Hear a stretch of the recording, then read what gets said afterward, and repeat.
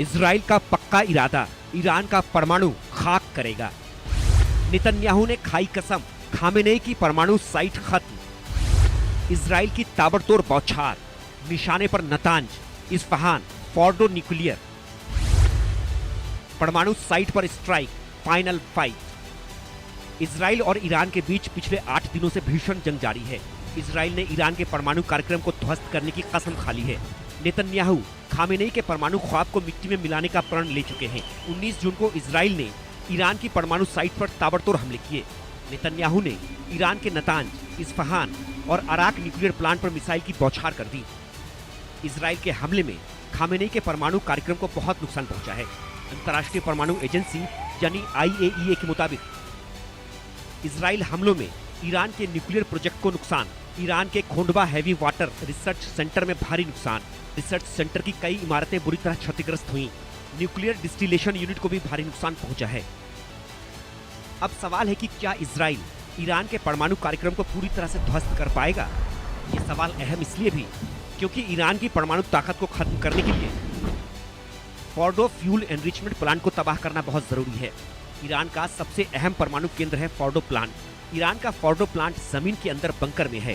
Bunker तबाह करने के लिए इजराइल के पास हथियार नहीं है।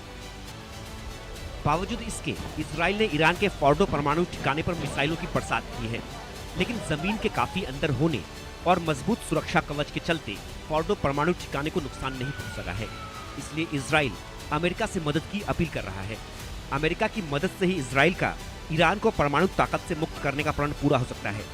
ईरान के फोर्डो प्लांट को खत्म करने के लिए अमेरिका के GBU-57 मैसिव ऑर्डिनेंस पेनिट्रेटर की जरूरत है।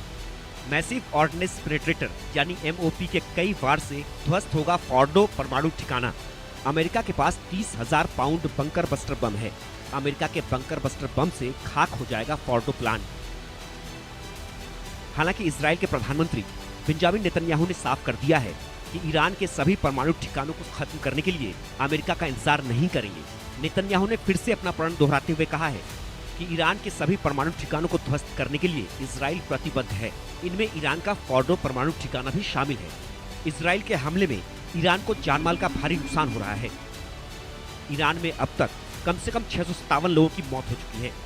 मरने वालों में 263 नागरिक और 164 जवान हैं। इजराइल के हमले में 2037 लोग घायल भी हुए हैं।